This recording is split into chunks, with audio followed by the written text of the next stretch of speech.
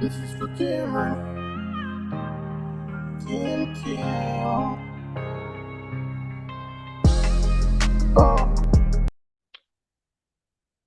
What is up, Big 12 fans, West Virginia fans, Texas Tech fans, and college football fans? This morning I've got a special guest for you. His name is Jack Bell. He writes for Viva the Matadors, who also has a website, vivathematadors.com. We're going to be talking West Virginia, Texas Tech, as the Mountaineers go to Lubbock to try to right the ship, as it's been a tough way to go for the Mountaineers the last few seasons. Jack, how we doing? Good, Paul. It's good to be here. Thanks for having me. Glad to have you. So I guess I want to start with almost similar to how Baylor can't win in Morgantown. West Virginia has a hard time winning in Lubbock. Why do you think that is? I don't really know if there's like a general consensus for me. I feel like it was just something that previous coaching staffs have kind of had West Virginia's number in a sense, right? Like it's been always the fact to me or in other circles that West Virginia kind of just plays poorly in Lubbock. And it's just something that Tech hasn't really come to expect, but it's just something that's happened over the last few years. And it was almost always a joke amongst Tech fans that Matt Wells could only play against West Virginia back in the day. So Tech looks to, extend the winning streak against West Virginia. And, we're going to have a good time trying to do it. And this has been a really competitive series throughout the entirety of West Virginia's stay in the Big 12. We're both 5 wins apiece, 5-5. If you count the 38 Sun Bowl, West Virginia 6-5. We're going to count that. That's fine. We're 6-5. We'll take it. So I'd say probably the number one storyline this week. You could debate a few different storylines. Maybe it's Baron Morton, but it's got to be the prodigal sons, if you count Neil Brown, who I think a lot of Tech fans probably have a soft spot for as well. But it's all about Graham Harrell, the all-time leading passer in program history. You're talking about a guy that racked up 15,611 total yards, 134 touchdowns. That 2007 season, 5,705 yards. We all know the famous play to Crabtree down the sideline, where you just absolutely dashed Texas's hopes. So I was arguing with some people earlier this week, only in the college sense. Do you agree with me when I say Graham Harrell is the greatest quarterback in university history? I think this might be unpopular in Texas Tech circles even, but I think that Graham Harrell is the best quarterback certainly that Texas Tech has ever had. And I would say that he's definitely up there in terms of in college football history. The stats speak for themselves. I think really the only thing missing from his resume would be back in the day, like a BCS victory. In 2008, Tech was primed to go to a BCS bowl and ran into the buzzsaw in Norman after, beating Texas in Lubbock, which was the Crabtree catch. And I would easily say that he's the best quarterback in Texas Tech history. And yeah, like I said, that might get me, canceled amongst some Texas Tech fans because everyone wants to ride on the Patrick Mahomes train, which is fine. But I definitely think Texas Tech wise, when he's in school, I definitely think that Graham Harrell is easily the best that Tech's ever had. And definitely I would rank him top 5 in all time. Absolutely. And just to clarify, I said university history, not all time. So, yeah. But all time, I still rank him up there top 5, no doubt. He's probably not the greatest college quarterback ever, but he's in the discussion of all-time quarterbacks when you bring up Graham Harrell and what he did, and even Cliff Kingsbury before him, right. Which is, kind of been your all's motto over the years. You guys just bring in super talented quarterbacks. Mm-hmm. Texas Tech is going to have a playmaker at the quarterback spot. So Roderick Thompson's going to be there for 20 years. Adrian Fry is going to be there for 20 years, and we're going to play him week in and week out. Yeah, You know, absolutely. I remember I think back to 4 years ago. I remember the kid, Adrian Fry. Mhm. He's still there. Yeah. We still got to play him again this year. Uh-huh. Sir Roderick Thompson, who scored like 5 touchdowns against us, we play him again this year. He's going to make a season out of playing against the Mountaineers, it seems like. Absolutely. So, we've got a couple teams that are 3-3. If you look at it on paper, you would say these teams are heading in opposite directions. But I don't see it that way, and I don't think you do either. We talked a little bit before the show, and while Texas Tech has lost a couple of games, you guys have fought, and you played really good football teams. You played an O'Leary-led NC State team on the road with Tony Gibson leading a really salty defense for that group, and just short. Donovan Smith plays a whale of a game down there.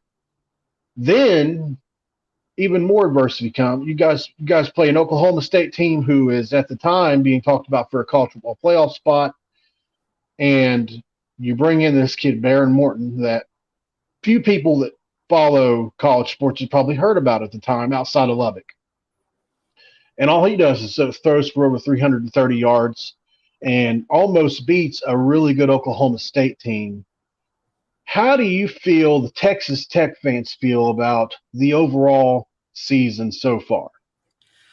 I think that anyone with regards to Texas Tech can look at the season so far as a definite positive. I think that if you went to any Tech fan before this season started and said that we would have played 5 straight ranked opponents, 5 out of the first 6 games were against ranked opponents, and you're going to be 3-3 after 6 games, I think any of Tech fans would take it, me included. And just to be in those games, like you mentioned, these are games that, again, no disrespect to previous coaches of Texas Tech or anything, but I think that these are games under previous coaching staffs that you get blown out by 28, 35 points easily. And you look at them now, and we're right in these games, and just to compete. And it's a nice change of pace from what unfortunately had become the norm in Lubbock over the past, 7, 8, 9 years, which was, we're going to score a lot of points, but I can promise you that your team will score more points.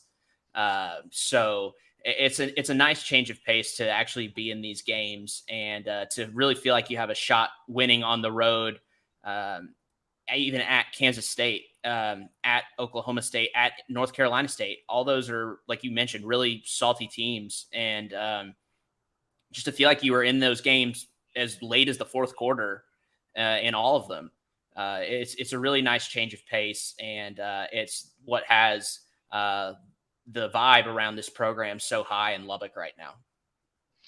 And I completely agree with that. You guys are, and I said this about Baylor last week, and I still feel like that this week.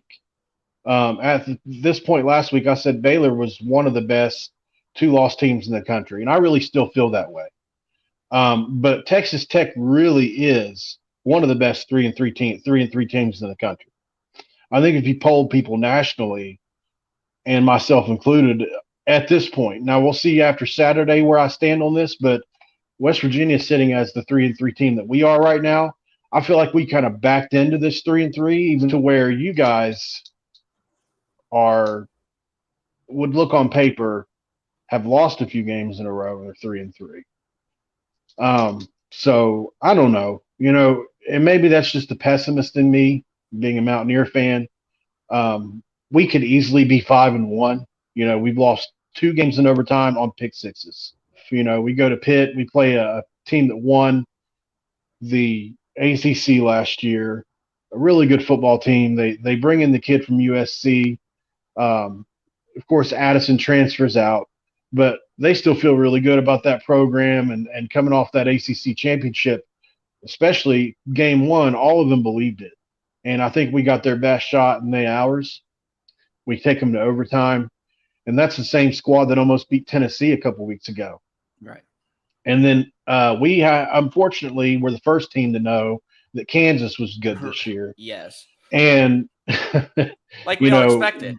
like we all, right, I predicted it. Yeah. So I saw somebody that had said that, and I go looking through I'm a stalker. I go looking through the Twitter feed. I'm like, they never said this. I look back 6 months.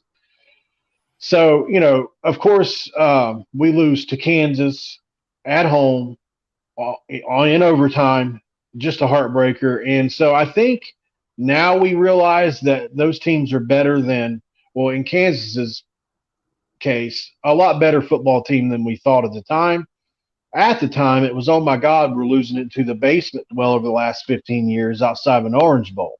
Right. So we beat a really bad Virginia Tech team who is historically a tough out at home. Lane Stadium, Virginia Tech, one of the toughest home venues in the country to play in. Mhm. So that is something that we wear on our lapel just a little bit. But outside of that, we all know that they're a really bad football team this year. So that didn't really give us any confidence. We win at Towson, who's not even a good FCS team. We go to Texas and get absolutely destroyed. And then last week we play Baylor. We win the turnover battle and still win. We win the turnover battle 2-0. Just really odd plays happening in that game. And then we still only win by 3 points against Baylor. So I'm just not sold on us yet. And like I said, maybe that's so I can keep myself from being brokenhearted, try to temper those expectations a little bit. But until we beat a good football team like we're supposed to, play 4 quarters, I'm not going to invest fully into that. So Understandable. 2 different teams going 2 different directions. But I want to talk about Baron Morton just a little bit. This is a kid that on the national scene probably still isn't quite known yet. Those of us in recruiting circles know who he is. You just turn on the high school tape and realize, okay, this kid's got something. West Virginia has a kid on their roster who has never played that we feel very similarly about, the Arizona Gatorade Player of the Year, Nico Marchiol. And we're hoping he has a similar splash as what Baron Morton did against Oklahoma State. Can you tell us a little more about the kid and his backstory and how going into last week that decision was made? So Barron is the highest rated quarterback prospect that Tech has ever had. He came to us from Eastland, Texas. He grew up in Midland, Texas, which ironically is where I'm from. His dad was the head coach at Midland Lee, which is now Midland Legacy, for some time. He was the coach when I was in high school. I went to the rival high school, Midland High. But they moved to Eastland, where he took the coaching job there. Barron went with him and was a 4-star recruit.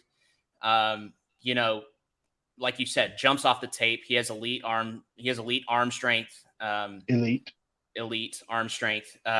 You're talking, if you ask Zach Kitley, our offensive coordinator who has coached Patrick Mahomes, said that his ceiling might be even higher than Patrick Mahomes' ceiling, which is, it's hard to believe, right? It's unfathomable. Yeah, it's hard to believe. But, coming from who's coached both, you got to take it at what it's worth right now. Right. How it happened, how it happened, as you mentioned, Donovan Smith has played or has started most of the games. Tyler Shuck started game 1. Cracked the collarbone. He's just had terrible injury luck since coming to Tech. But Donovan Smith had started pretty much every game. And then there were rumors that he had kind of tweaked his throwing shoulder in practice. We didn't know. It came out actually later during the first and second quarter in Stillwater that he just didn't get the start. They just went with Baron Morton to see what he could do, maybe to kind of give a spark or something. And I think a spark was definitely given. The kid, you saw I think the first touchdown that he threw to Jaron Bradley, which is a little 40-yard deep ball, just a straight route, just a go route. And he put it right on his numbers where only he could get it over the top of a defender. It was a great throw, and it just flashed what could possibly be. For a long time, the Tech fans have heard his name, and we've heard about how this is the future of the program. And as Tech fans, we got to see it finally, and it was definitely a very good first impression. And I'll tell you, I heard that in the pregame, somebody had said you're off, because that was something that was said on national TV. What you quoted the offensive coordinator saying that he could possibly supersede Patrick Mahomes, which is, some would even say a laughable statement. Right. But when you're coaching these kids, you have so much belief in them. I think that's where a lot of that comes from. And we're just judging straight up arm ability. I mean, going back to Jamarcus Russell, who may have the most elite arm of all time, that never made it anywhere. So it doesn't always translate when somebody says these things. You can't predict the future and how things are going to turn out. Right. But a really good start for this kid. And from what I can see, the future is really bright for him. The offense has been clicking for the most part on all cylinders this year. Low sack rate when I look at it. Then the wide receiver room were some names that I wasn't too familiar with. A lot of guys have moved on from Texas Tech. You mentioned Bradley, Martinez, Sparkman, Townsend, names that come up when I think about Texas Tech wide receivers. Who is the best pass catcher of the group that you think is going to be somebody that can make an impact in Lubbock this week? So I'll give you two answers, because I think the best wide receiver on this team is a game time decision. The best wide receiver on this team is Miles Price.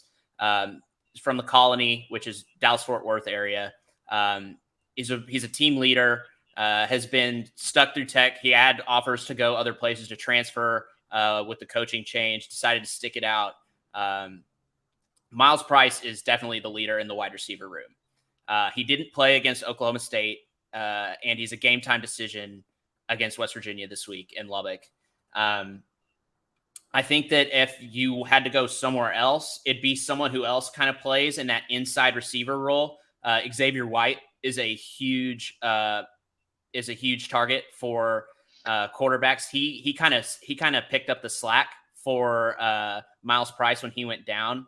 So I'd look for Xavier White to get a lot of targets this week. And also, I mentioned already, Jaron Bradley will probably get a lot of targets on the outside as well.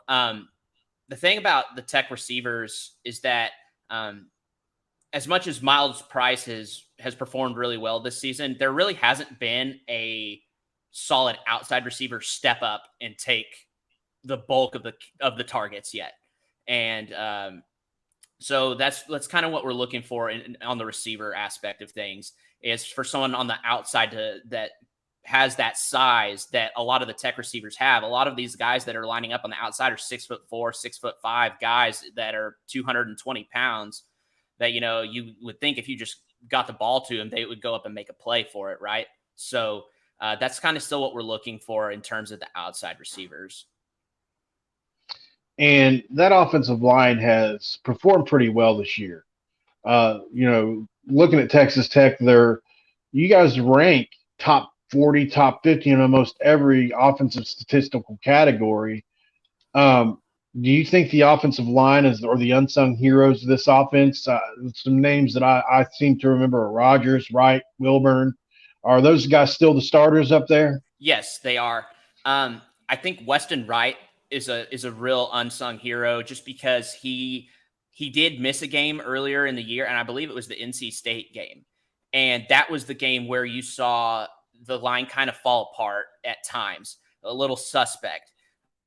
For me, the offensive line at Tech is really hard to gauge right now, because you're the right side is a little inexperienced, but there are times where it seems that our left side of the line is letting more pressure in than the right side.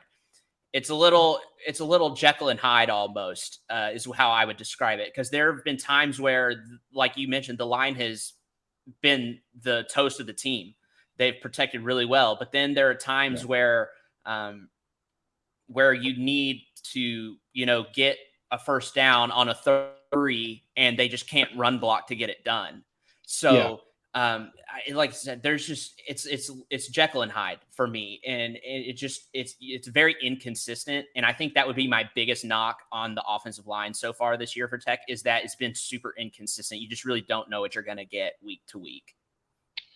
Good pass blocking team, Yes. average to below average run blocking team. Yes. Which is unfortunate because probably one of the more consistent backs in school history, Sir Roderick Thompson, is on this team. And he's somebody, man, if you can't get behind Sir Roderick Thompson, you don't like college football. He's a kid that gives it his all week in, week out, super consistent, really good pass blocker. And he's got 5 touchdowns against West Virginia in his career. So I can imagine he's looking forward to this game. Probably. What can you tell us about Sir Roderick Thompson and running back room? So the running back room right now is you have your top 2 guys, which are Sir Roderick Thompson and Taj Brooks. Typically, they don't list on the depth chart who is the A back and who's the B back because they typically split reps evenly through the first half, and then in the second half lean on whoever has the hotter hand. That's how it's been lately in the past 3 to 4 games. It's been Thompson. He's gotten the bulk of the carries in the second half. The one thing I would knock on, I guess this goes back to the line, Tech has yet to have a 100-yard rusher this year. So they have not gotten over triple figures in the rush game once. They have run a lot of plays, and it's something that you'll notice that Tech has run over 100 plays twice already in games this year. They ran, I think they said 124 against Oklahoma State, which is crazy. They ran 100 against Texas at home when we beat Texas at home. Right. So there's a lot of plays. It's up tempo, and that's when Zach Kitley feels like the quarterbacks are at their best when they're running tempo and not letting the defense sub and get new guys on the field. So it's really kind of strange to me that there hasn't been a 100-yard rusher yet, just because of the amount of plays we've been running. But I think that's something that you can definitely watch this week is just how the run blocking for the Tech offensive line. And the games that we have competed in, the yards are up there. They're in the high 80s, low 90s. But for individual wise, individual wise, we have not had a rusher yet. And, if there was going to be something I could say I'm sure about this week is you guys probably aren't going to get it again this week. West Virginia, one of the best run stopping teams in the conference. We have a defensive line that goes 9, 10, 11 deep. We can go into our 3 deep and not lose much, Now, we did lose Sean Martin last week to injury. We're not sure about his status. I'll probably have to check out head coach Neil Brown's press conference after we get done talking this afternoon. Does Joey McGuire have his press conference today as well? Friday. Okay. He had his yesterday for this week, and then they'll do another quick Q&A on Friday before. Okay, so he's already previewed West Virginia. Yes, that was yesterday. Any notes or anything that you can remember from that, or did you catch it? So I do know that, like I mentioned, that Miles Price is a game-time decision. Another wide receiver on the outside, J.J. Sparkman, is also a game-time decision. Cameron Valdez, who is your third-string running back, true freshman guy that they're really big on, that's coaching staff is really big on, after Thompson and Brooks leave. Brooks is a junior, Thompson is a senior. But Cameron Valdez, true freshman, they are very big on him. He's a game-time decision this week, looking for his first action this season. Also, they have Tyler Shuck listed as a game-time decision. Wow. I do not expect to see – he might dress out, but I truly don't expect to see him in this one. I would expect Baron Morton and possibly Donovan Smith at times. They've teased – and we've come out in formations a couple times with both quarterbacks on the field. So Lord. it's kind of a weird thing that you see that's every a scary once in a while, scenario to think of. But that's a possibility also. Defensively, I believe Adrian Fry's back. He's been having some injury issues this year. I think he's only played in 2 games. So I think he's back this week. pretty much that's pretty much all that I have, other than the guys that we have that are out for the season. Linebacker Bryce Ramirez, he had that nasty injury Terrible. at North Carolina Terrible. State. Obviously, he's out for the year. Yeah, that was a scary injury. Yes, very, very much so. And again, that speaks to the class of the North Carolina State. Their head coach Dorn went and visited him in the hospital after Tech had left, when he still had to have another surgery there. They sent care packages to him, and that organization and that team is all class in Raleigh. Yeah. And I would not have a poor word to say about them probably ever. That's just a high class and well run team. Well, they're probably, of all the ACC schools, probably the most similar to a Big 12 school that you can find. So thinking about West Virginia, so JT Daniels has performed admirably this year. The numbers aren't what we had hoped they would be. West Virginia has really been a much more balanced team this year. We've had several games where we've ran for 200 and thrown for 200. Our offensive line, and especially last week, performed at an elite level. Several guys graded up into the 70s and mid-70s, Pro Football Focus. Left tackle Wyatt Milan, he was a true freshman last year on the right side, moved over this year to the left, and has just played his absolute tail off this year. Center Zach Frazier, that nose tackle for Baylor, one of the best in all of college football. He pancake blocked him, absolutely wore him out last week. So Zach Frazier is a guy who is really coming into his own. And then we all know he wants to get it all on tape this year. He's probably obviously has aspirations beyond college football. Our wide receiver room took a pretty big step forward last week. And Caden Prather, who caught 8 or 9 balls for over 100 yards and a touchdown. We've got a huge wide receiver room. A couple of guys that are 6'3". We've finally got some production out of the slot, whether that be Sam James or Reese Smith. And then, thank the holy God, C.J. Donaldson is going to be back this week. Do Tech fans, do you think they know who that guy is yet? I think some of the more well-versed people in the college football world probably do. But I think you should probably touch on it for the ones that don't know. Yeah, C.J. Donaldson's a really interesting story. And on my channel, I have an interview with his high school coach, Gulliver Prep, Coach Earl Sims, who was awesome. Travis Kenobi with Last Word on College Football came on, and we had an interview with him. And, man, just some really good insight. He and both Trey Lathan. But C.J. Donaldson is a kid that was a tight end prospect in high school. He was committed to Tulsa or Tulane. I think it was Tulsa out of high school, and we flipped him last minute. Went to see Trey Lathan, who was one of the better linebacker prospects in the country. And then the coaches see this kid, and they're like, who is this guy? Bring him, so eventually we get him to come to Morgantown. And they're watching him do some special team stuff, and they're like, man, he's so good with the ball in his hands. And the coaches made the switch. They moved him from tight end. He's 6'2", 250 pounds. They put him in the backfield, and his first play was a 50-plus yard run against Pitt, the first time he'd ever ran the ball live in his life. And he really just hasn't slowed down since then. He has breakaway speed. He's got the long gait so it doesn't look like he's running fast, but he really is. Some people I've talked to say he runs in the 4.5 range. For a guy that's 6'2", 240 pounds, it's just amazing.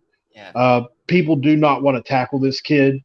I would venture to say, even though he's only a freshman, and talking to other people in the recruiting world, he was probably the biggest diamond in the rough in all of college football as far as recruiting goes as a freshman this year. That's how dynamic he has been and just how much of a diamond he is. So not sure how much we're going to see him this week. Another interview I recently did was with a concussion doctor that recently did the Tua Tagovailoa video, talking about his concussion that kind of blew up all over social media. And so I brought him on and talked with him last week, and it kind of educated me on what kind of concussion this might be. And so we know that he is on the 3 deep this week. We're not sure how much he's going to play. Tony Mathis certainly had a day last week against Baylor, and again, that really stout rushing defense, rushing for 169 yards. Justin Johnson also played really well. So, in a lot of ways, we did come into our own, especially along the offensive line last week against what a lot of people consider a really good front. So, I want to talk about defense for a minute here. Now, another injury report I would give is Charles Woods, who before the season, a lot of people felt like was the best cornerback in the conference, is still not back. At least that's the last indication I was given. Now, of course, Neil Brown may have more to say about that this afternoon in his press conference, but from everything I've heard and from inside the program, it doesn't sound like he's going to be back quite yet, which is a pretty big blow considering we're out another 2 to 3 players. I'm not sure who yet on the back end of our defense, but we're really thin back at cornerback. But talking about Tech for a minute, Tyree Wilson is a guy that has just absolutely played his tail off for you guys this year. Top 4 in the country in sacks, and I think he's got around 6 or so right now and a bunch of tackles for loss. What can you tell us about the kind of season he's having right now? So Tyree Wilson transferred to Tech before last season from Texas A&M, and he's a freak athlete is what he is. He's got length, he's got size, and he's just quick. And like you mentioned with Donaldson, right? Like someone that big shouldn't move that well. And it's just one of those things where he does. Todd McShay had talked about Tyree Wilson being in his possibly going up his draft board into the first round before the season started. Wow. I think that that's really interesting because if you really think about it, it's funny because I believe the last 3 first round picks, if he were to get drafted in the first round, the last 3 first round picks from Tech have been defensive guys, which is not really something that Tech's known for. No. But Tyree Wilson, the scheme that Tim DeRuyter, our defense coordinator, has brought in, really fits him well. This defense is very, very aggressive. And they live and die with the aggressiveness. And that's what I would say, just from a defensive line view. Like you kind of mentioned, your line goes 3 deep, or, you can go 10, 11 deep on your D line and not lose much. Well, Tech doesn't have 10 or 11. They have probably 5 to possibly 6, reliable guys up front. It starts with Jalen Hutchings and Tony Bradford. They've been at Tech kind of almost as long as Adrian Fry has. So they've been at Tech for a while. They're great. They're super big ambassadors of Tech football off the field. They're those couple of guys that do everything right. And so they're really big leaders on the defensive side. But yeah, Tyree Wilson he's a freak athlete. Just, he makes people look silly sometimes. I think that his biggest, I don't really think there is a flaw in his game really, other than his stamina might be a little, because he goes so hard from whistle to whistle. He might have to take a couple more plays off than other people would. But other than that, he's just an animal back there. And I think if we had anybody that we would say fit a similar mold, or maybe Mr. Wilson fits the mold of the player I'm about to talk about, because we have somebody that's been at West Virginia for a very long time, and that's Dante Stills. Mm-hmm. I'm sure to your casual fan, it probably feels like there's been a Stills at West Virginia for a long time. Dante Stills, he was able to tie and break the program record last week, not last year. And so that was a really big moment for him. He came back to West Virginia this year, and he didn't have to. He could have went to the draft, but he got some negative feedback from the NFL guys and said, you need to be consistent for 4 quarters. And boy, was he consistent for 4 quarters last week. They couldn't block him. He moved all up and down the line. They couldn't block him. And we're just hoping that he can have a similar kind of impact on the game this coming week against a Texas Tech team that gets rid of the ball really fast. It'll be an interesting matchup to see that Texas Tech offensive line versus the West Virginia defensive line, and probably one of the more underrated matchups of the day. We do go 10 to 11 deep. We have a few guys injured, so it's probably going to be less than that. We're still not sure on the status of Sean Martin, who's just played a heck of a season. He's actually in Taj Austin, and so we at least have him to replace him. But we sure would like to have Sean Martin for this game. At the linebacker spot, you'd mentioned an injury. Can you bring that up one more time and maybe talk about some more guys in that room who could be an impact player this week? So Tech's linebackers were actually probably the biggest question mark coming into this season for this defense. You had guys like Colin Schooler and Rico Jeffers who had been at Tech. Well, Colin Schooler hadn't been at Tech for a long time, but they had held down Jeffers had been there for forever. And they really held down that linebacker room for a long time, and they're not there anymore. The main guy that I would look for, Krishawn Merriweather, he leads the team in tackles, only ahead of Tyree Wilson, actually. So Krishawn Merriweather, he already has over 50 tackles this season. He's everywhere. He's definitely the leader of the linebacker room. Definitely, I would say one of the leaders of this defense also. It seems that every time that there's a big play happening on defense, he's around it or in the middle of it. So Krishawn Merriweather is definitely a name to watch. And for other linebackers, I would also look at Josiah Pierre. Josiah Pierre is a very unsung hero for this team. Maybe not making tackles on all the time, but, if he's getting around the edge and forcing the running back inside towards the meat of the line and stuff, he just makes the little plays like that. Pierre transferred to Tech last year from Florida. And so he's got a really good motor also, good size. And, he's just been there for a lot of the stuff for Texas Tech also. So I would look for Merriweather and Pierre to be big time game changers this week. I'm beginning to see a little bit of a pattern. You got an A&M guy that transfers to Tech. You got a Florida guy that transfers to Tech. Might there be an SEC answer to that? It's interesting because I think if you're going to go defense, if you can pull a guy out of the SEC, even if he's not the guy, more than likely you're going to get a talented guy who's been taught the right way. And I think that's one of the reasons you've seen the shift you have in the Big 12. I fight this battle all the time, and I've finally learned that the narrative's probably always going to be around that the Big 12 is not a defensive conference, even though the last 3 years would say otherwise. You've got teams like Oklahoma State, Kansas State, Baylor, and in West Virginia, all that have been top 20. Even West Virginia was a top 5, top 6 defense in 2021 or 2020. Apologies.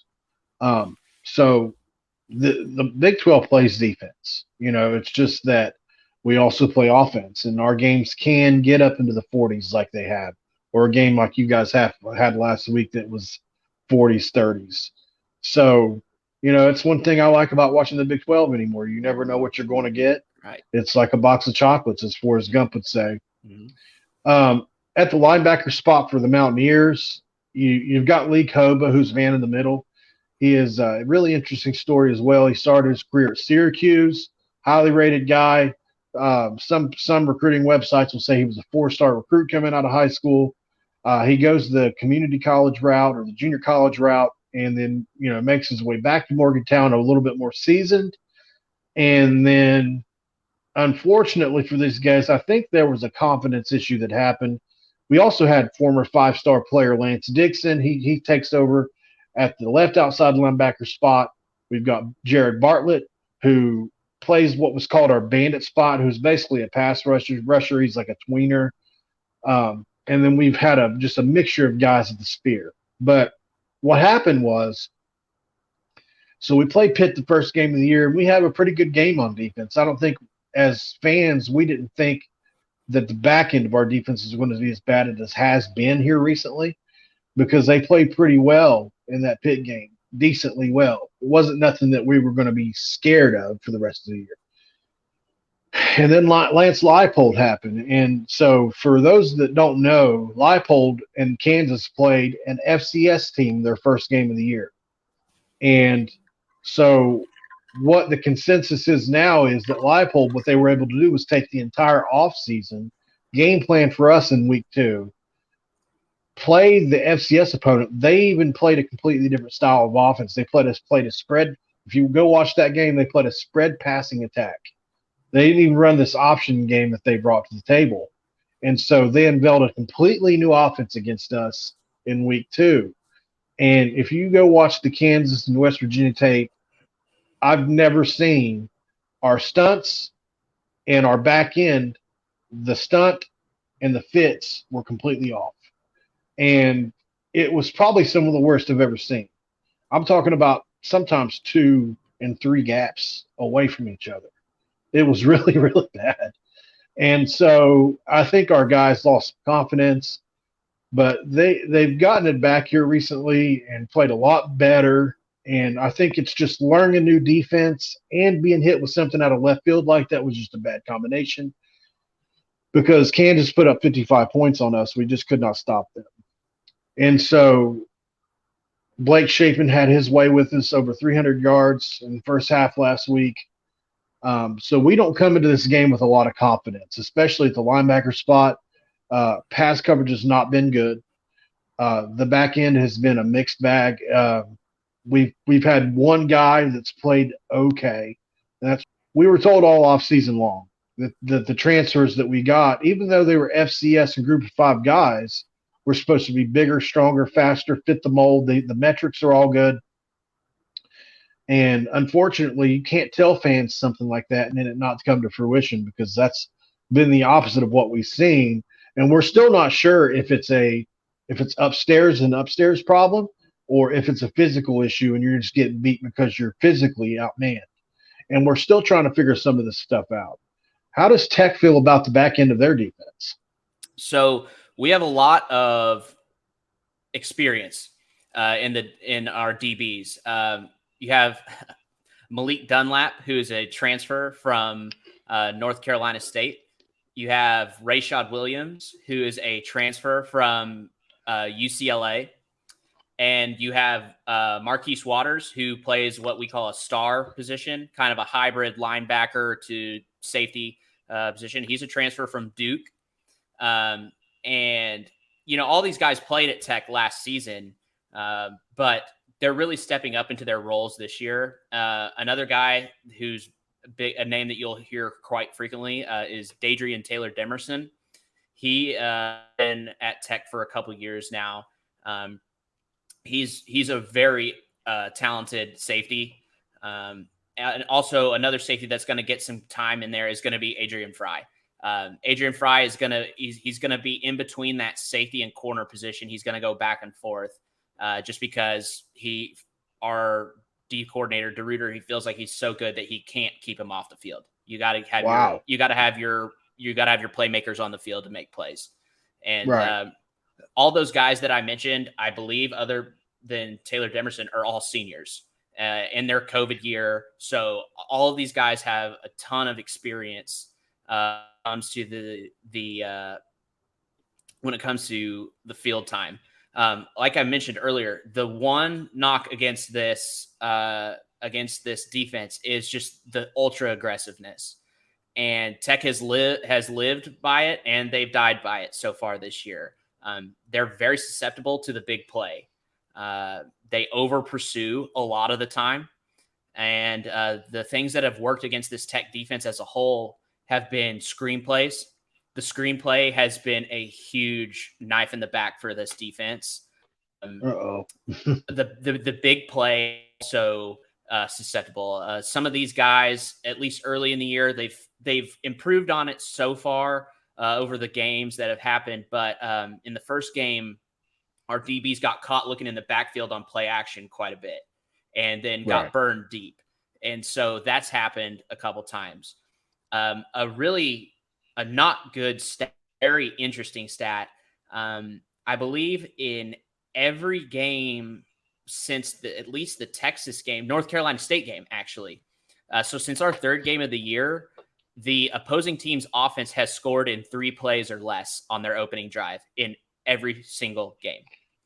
Wow. So, and it's just because the first 10 plays have been scripted, and you Right. go out and throw the deep ball. And if it's a big play or if it's a screen pass that goes for 40 yards, and it just happens. It's happened for, I think, 4 straight weeks.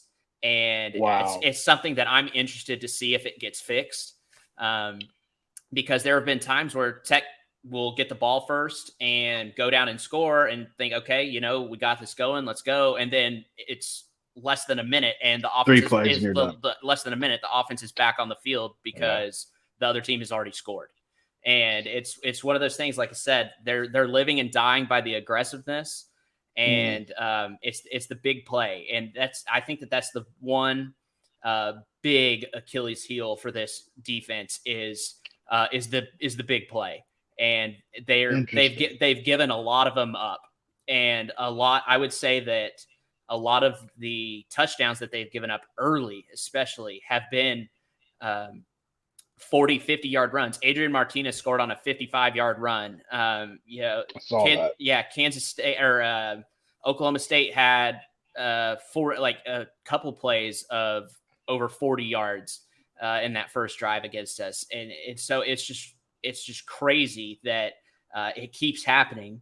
But there has been enough positive to come out of the ultra aggressiveness that they're going to keep the system. And so It's one of those things that you're going to live and die with. And right now, the numbers, if I was looking back at our schedule and, the final scores in the games, it seems as though we're giving up a lot of points. But if you're watching the games as a Tech fan or just someone who's a fan of college football, if you're watching Tech games, you can kind of tell that the defense is actually playing pretty well.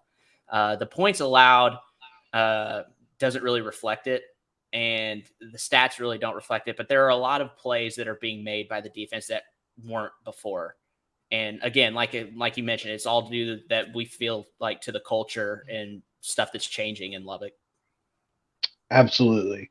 And if I were going to feel good about something coming to this game, and if I had to guess what part of the game plan is for offensive coordinator Graham Harrell and head coach Neil Brown, and this probably goes against everything Texas Tech fans believe about Graham Harrell, but he totes the rock, and this team totes the rock.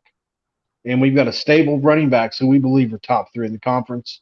Now that you add C.J. Donaldson, who might be the second most talented running back in the conference behind Bijan Robinson. That's how good he is. And I think if I were the guy, and of course I'm just a guy on YouTube, but ball control offense has been really good to us. Winning time of possession, holding the ball, keeping teams from getting it away from us, and winning the turnover battle, as you hear every single game, are obviously big keys. So if I had to give 3 keys to the game, I would say time of possession is going to be a big deal for this game, especially for the Mountaineers who like to run the ball. Neil Brown went to 16-3 when running over 100 yards in a game last week, which is an important stat. So time of possession, obviously a 100-yard rusher, and that's just going to be one key there. The back end of our defense will be my second key. Do they hold you guys to 300 yards passing or less? If they can do that, I do believe we have a good chance of winning this football game. And then 3, can we finally get some turnovers? Because last week was the first game in which we'd won a turnover battle. We finally got some points off of turnovers, and we got them into multiple ways. We got points off of a field goal block, which netted 2 points. We had a fumble recovery for touchdown. So, different ways of scoring the ball on defense. And so it'll be interesting to see. But if the Mountaineers can do that, I feel pretty good about it. Do you have keys to the game that you want to talk about? Yeah. like I mentioned, I think that we both can agree that the battle between the Tech offensive line and the West Virginia defensive line is going to be a huge key in this game. Yeah. Like you mentioned, Neil Brown 16-3 with having an over 100-yard rusher. That's huge. Tech has yet to have a 100-yard rusher this year.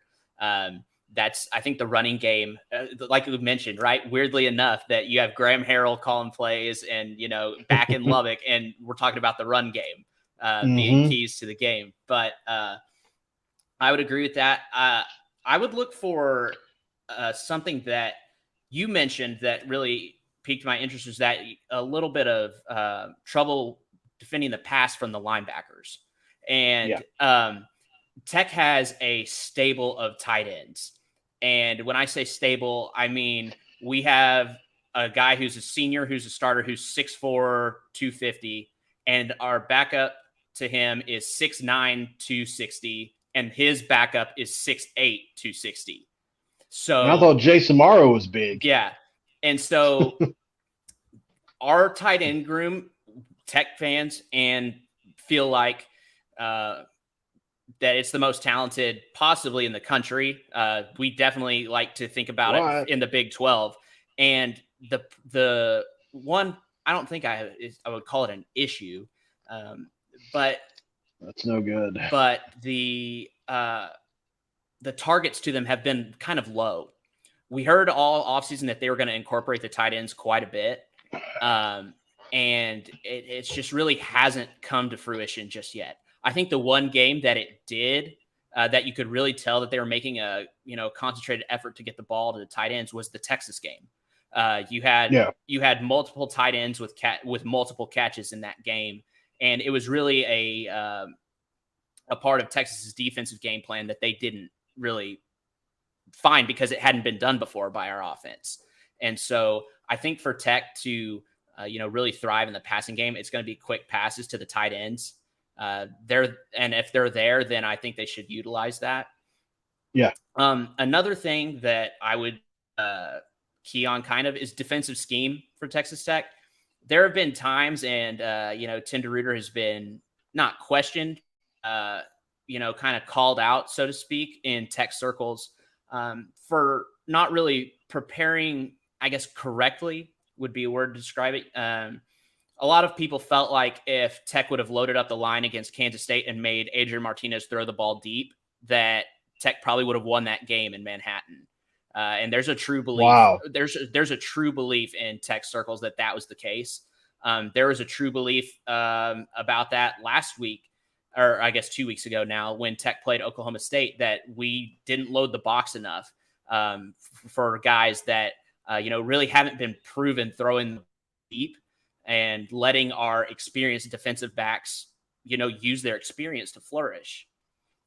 And so I think that Reuter's gotten a lot of flack from a lot of different people. Will it change? I do think that JT Daniels is a lot more talented passing wise than Spencer Sanders or Adrian Martinez. Yeah. Absolutely. He's the best quarterback you guys have probably faced. Yeah, without a doubt in my mind. I think the only other one that might possibly come close to it would probably be Devin Leary. Yeah. And so, at the time, he didn't have the weapons. Right. And at the time, we thought that Clayton Tune was going to be pretty good, but obviously we've all seen the bottom fall out for Houston. So it's just one of those things where we know that the defensive backs for Tech have talent. They're talented. Rashad Williams last week against Spencer Sanders had 5 pass deflections in a single game. So it's that's a lot. Yeah. And so it's just one of those things that we've all been kind of looking at the scheme and kind of, obviously armchair quarterbacks can always, suggest something different, and hindsight's always 20/20. And so you can always sit back and look at it. But I think that that's definitely something to key on to see if Tech will actually load the box. If West Virginia is just gashing Tech with the run game like they can, especially with Mathis playing the way that he's played recently, then I really would truly see if Tech is willing to put 7 guys or possibly 8 guys in the box and JT Daniels to beat him with the arm. It's going to be a fun matchup, and I don't know if we should be offended or grateful that you guys keep scheduling us for homecoming. The way I would look at the Big 12 this year is that there's really not a bad team. For the first time in a while, there's really not a bad team. And it's really nice to kind of have that, because we see it every year in basketball, right? Like we always see that the Big 12 and basketball is always stacked top to bottom, and there's never an easy game. And now the football is following suit, which is kind of cool to see that. It's fun. That even Kansas, you have to play. There's no like, we play Kansas this week. I'll tell you this, Paul, the biggest sigh of relief I've had was this past week because Tech didn't have a game. So that's the only time you can rest in this league this year. I'm telling you, man, preach it. So now it's time for one prediction. The last I looked, Tech was giving West Virginia 4 points. I don't typically do spreads. I usually just pick the game straight up. But I thought that was an interesting number. 4 points at home. Might be something to think about if you're a bettor this week. I think it's going to be a close game. And after having this conversation with you, I've been really toying around in my head. I've picked against West Virginia. I am a very objective fan, especially when I analyze these games, because I want my credibility to be good. I picked us to lose last week against Baylor. I really felt like they were a better team. This week, I feel like if there's a deficiency that we can exploit, it's the run defense for Texas Tech. I think our offensive line is only improving. We returned all 5 starters from last year to this year, and they've only gotten better. And the only team that we haven't been able to run the ball against is Texas, and that's because Coburn is the best nose tackle in the country. And I don't think many people disagree with that. I don't. He's that good. That good. Yeah. It just so happens that the kid at Baylor, how do you say his last name? Ika?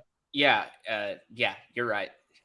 So, he just happens to be a top 5 nose tackle in the country. And so Zach Frazier's played really well against both those guys. It was just unfortunate that Texas has more than one, but you can only do so much against them when they have like Coburn and Sweat and all those guys up front. It's hard to combat for sure. I think Tech was lucky enough to play their best game of the season on the line against Texas at home. I just got a big update. I'm sorry. It says Charles Woods will practice today. Now, I don't know what that means, but what I do know is that he's a preseason All Big 12 corner. And if there was ever a week, literally ever a week, for us to get him back, and I had, this has been in week 1 when I looked at the schedule and I thought, well, we can survive this game, that game. If there was a game I thought we needed him back, it was this week. And that's been since week 1. I felt that way. Just because you guys are always so explosive in the passing game, and we've already seen Donovan Smith. Another stat that's really obscure. If we lose to you guys this week again, do you know this will be the 3rd or 4th season in a row we've lost to Texas Tech's backup quarterback? Going back to Columbia. I will say this, that I can confidently say this. I don't know if there is another Power 5 team that has had the awful luck of quarterback injuries that Tech has had. The last quarterback to play all 12 games for Tech was Pat Mahomes. Yeah. And every year since then, the guy that started game 1 has not started all 12 games. And I believe, if I'm not mistaken, they've been out by week 6 or 7. So it's been every year. And that's why they mentioned, the Tech QB room is super deep, right? You have 3 guys that are, bona fide starters probably at almost any, at least middle tier Power 5 school. And I think that having those guys, and they just kept saying, the kind of mantra this year has been, what's next? And so that's really apropos for this team, especially quarterback wise, because you're just like, up, next guy up, and that's what you have to get ready for, because Tech has just had terrible luck with injuries at the quarterback position. I mean, it goes all the way back to, Alan Bowman, who, Alan Bowman was a great quarterback. Got hurt Tech against us. Yeah. And I used to call him Captain Glass, because he always he would never, I told you, it's like, if someone asked me, how would you keep Alan Bowman from getting hurt? I'd say, give him milk on the sideline, because his ribs, it was always his ribs were getting broken. Well, he punctured the same lung 2 different times in the same season, which is absurd. Yeah. But yeah. And I'll never take anything away from Bowman. He played his heart out and played through 2 punctured lungs, and did his best. And so, he ended up transferring to Michigan to get his master's, which, good for him. He's doing it right. But, yeah, it's just been horrible luck for Tech at the QB position. And it has been for just ever since Patrick Mahomes. And so it's a well-known fact among Tech fans and in Tech circles that the QB injury bug is just, it's not a matter of if, it's a matter of when. That's terrible, man. I hate to hear that. Yeah. That said, before my dementia kicked in, so I think the West Virginia running game is able to control the clock in this football game. I think West Virginia wins the time of possession by 10 minutes or more. I think that's the game plan coming into this week. We're down possibly 2 to 3 corners. We can't really get into a shootout. We don't have the experience necessary to create turnovers on the back end, and our linebackers haven't proven they can cover yet. So I'm going to go with West Virginia controls the clock in a close game, and I'm going to say West Virginia wins 34-31 on the road in Lubbock. What you got? So I think that my keys, like we've already talked about, Tech offensive line, can you get the tight ends incorporated into this game? Tech has really put an emphasis on controlling the clock as well this year. Like I mentioned earlier, they've run over 100 plays twice already this year. Yeah. In the Texas game, they won the time of possession almost 45-15. Like it was something like it's like 40. It's like 40-20 on time of possession. Tech had 40 minutes of time of possession in that game, or something close like that. Wow, that's unbelievable. And that's really how they beat Texas, because they kept the ball. That's the only way you win that game. You keep the ball away from them. Also, it helped that coaching. Yeah, it also helped that Quinn Ewers was out, and it also helped. All that. But Hudson Card's pretty good. Yeah, man. Hudson Card's is nothing to shake a stick at. So it's interesting that you mentioned the time position, because it's just become a huge thing for Tech also this season. Well, that'll be an interesting battle to see how it plays absolutely. out. And I truly think that normally, I also am very objective when it comes to things. Like I know that the run defense for Tech is probably going to possibly get gashed. We haven't really proven to stop like a really run heavy game yet. So that worries me. But it also gives me hope for the offense that, you mentioned the linebackers are a little iffy when it comes to pass coverage and stuff. And so, like I said, a lot of those plays have been tempo and just quick passes, like you mentioned. I think that this definitely has the potential to be a high scoring game, but at the same time, I think you could also find your way into like a 24-21 game. Sure. I think that I have to go with Tech, and the only reason I am, and I think Tech wins. I think Tech wins 38-31, and I think that the extra amount of juice that Tech gets coming out of the bye week, having a full week to get healthy, set up a game plan that's really well thought out. I think that helps Tech out a lot in this one, and I have to go with the homer pick, and unfortunately for West Virginia, I think the homecoming losing streak in Lubbock continues. So you're saying all is bare in Love and Morton. Right. And like I said, if I can point out one more thing that we both talked about that could also be, it's the turnover battle. I mean, you hear it every week, right? Yeah. But I think if whoever wins the turnover battle, I think that could be the difference in this game. Fair point. Jack Bell, Viva the Matadors.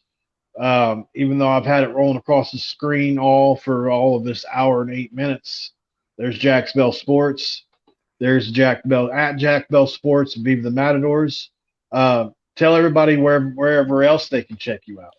Well, that's pretty much it. I talk on a Texas Tech sports podcast. It's called the Hub City Homers.